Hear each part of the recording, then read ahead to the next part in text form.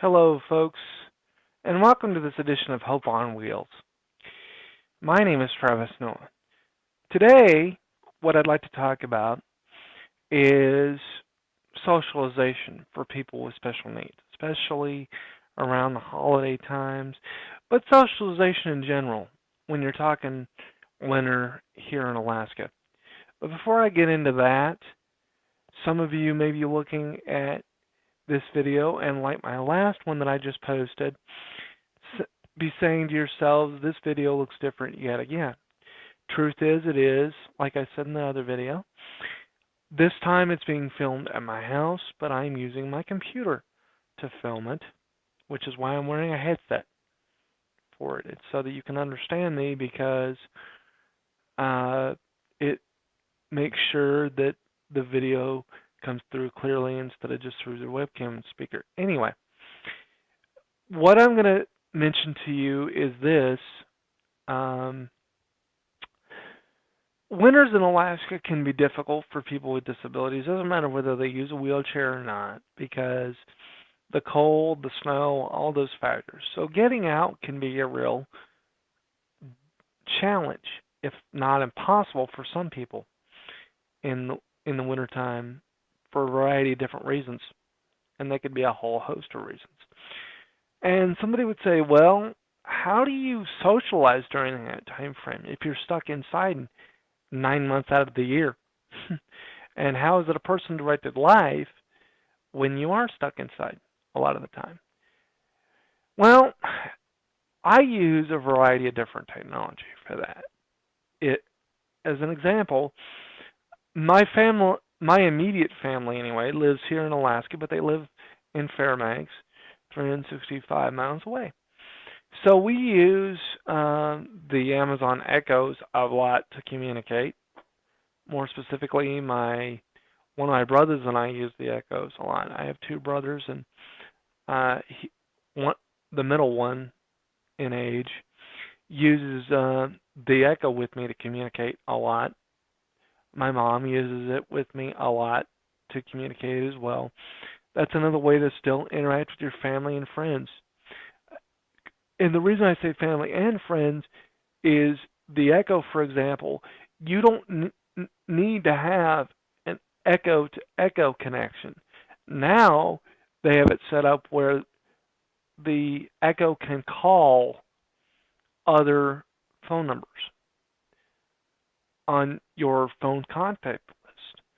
So it doesn't matter whether they have an Echo or not, you can still use the Echo to communicate with them, which for people who have limited hand dexterity but can speak, that's great. Other people use computers and webcams, like I'm using now to shoot this video for you guys. I'm using a computer webcam to shoot it because, to be honest, holding an actual webcam or even a camera for me is difficult. So I'm using my top computer webcam to create this video. One of the other things to consider is there are programs out there such as Zoom, Skype, things like that, that can be used for socialization purposes.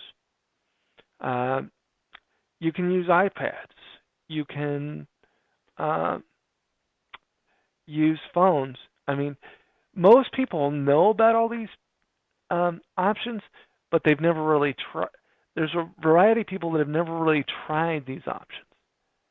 And I can tell you that they're all worth doing. Even if you can't speak, there are ways to connect through a service to communicate and interact with your friends and family. And sometimes just getting to see them visually is uplifting when you're challenged, even if that's all you can do. There are a variety of different options. I'm not going to go through and list every single one of them because that would probably bore all of you to death. But one of the other things that I wanted to mention is another way to increase social interaction is through gaming. And when I say gaming, I'm not just talking card games. I'm talking like video games, things like that. The reason I say that is because now you can play video games on the internet.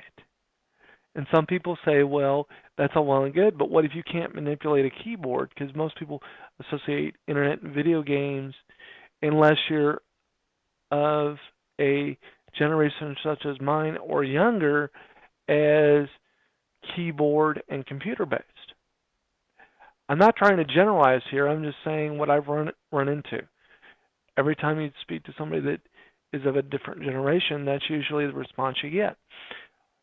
And even the ones that are in my generation or younger still say, well, console games are great, but how does somebody with a disability uh, do that? Because if they're limited hand dexterity, they can't. Well, now they can. There's a controller made by Xbox. Uh, Xbox is a gaming console that I'm sure everybody's heard of in one form or another. I don't care what your age is. And Xbox is made by Microsoft. And I know everybody's heard of Microsoft. Microsoft has created a controller for people with special needs called the Xbox Adaptive Controller. It basically has two big buttons on it, has ports on the back throughout the entire thing that allows any kind of adaptive switch, button, what have you, to be connected into it.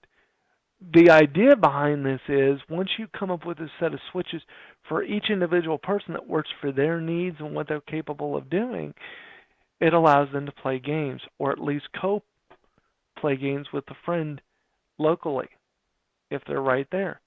I mean, they can either play by themselves, or a friend can help them play, or they can co-play together. A friend can partner up with somebody, and they can act like it's all one controller. There's a bunch of different aspects to the controller that I found interesting when I was looking it up.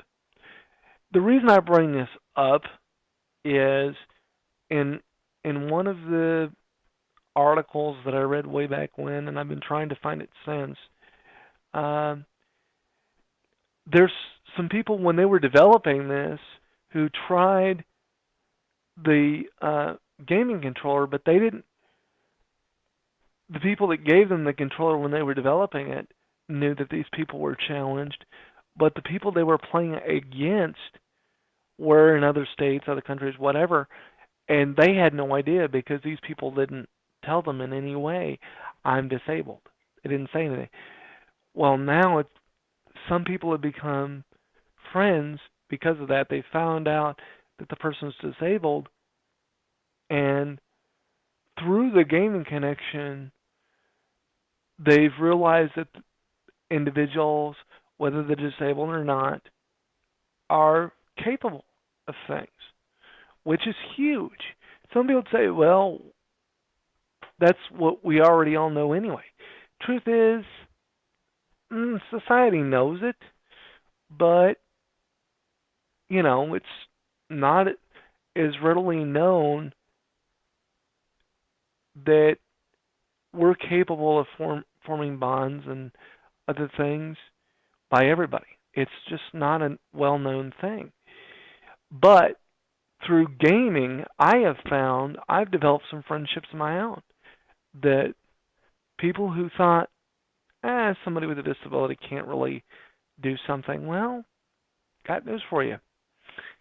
You use gaming, and then they find out later that you're disabled. I've had friends look at me when I play a game and go, how did you do that based on your limitations? And then they watch me play even before this control was put out, which I don't have one of those. I've just been researching it, by the way, the Xbox Adaptive Controller. And it amazes people. And that's a way of bonding. That's a way, especially for young youth, that's a way of bonding. It's a way of saying, regardless of my limitations, I can do what I want. I can still socialize. I can still play games. even though I'm stuck inside, I can still social interact with my friends, even though I can't go anywhere to go to the mall or something. It's still a way of doing that. So I would encourage anybody to look into those options. And yeah, stuff's expensive. It's not perfect. I'm not saying it's going to be the be all end all for everybody, but it is a way to increase socialization. And who knows? If enough people in Alaska want to try this, Microsoft might be willing to help us create something with that. Not saying they will, but if they see that people in Alaska want to try this and it's a big enough market up here, things could happen, you know. But I definitely think people with disabilities, uh, in general, but Alaska in particular, can benefit from things like technology for socialization as well as gaming for socialization, because gaming takes the disability and makes it disappear. Most people won't even know that the person is disabled, and then when they find out, the judgment isn't there. So it's just a thought. I'm not going to make this video too much longer because it'll uh, be too long for you guys and I may lose you. So at the end of this video, what I'm going to do here at the end is I'm going to try to put a link for the adaptive controller to it, and you got anybody that clicks on the video will be able to take a look at the video and see the link and then click on that and learn more about it if you're not familiar with what the Xbox adaptive controller is intended for and what its capabilities are. Thank you very much. Look forward to hearing from you guys and learning more interesting things.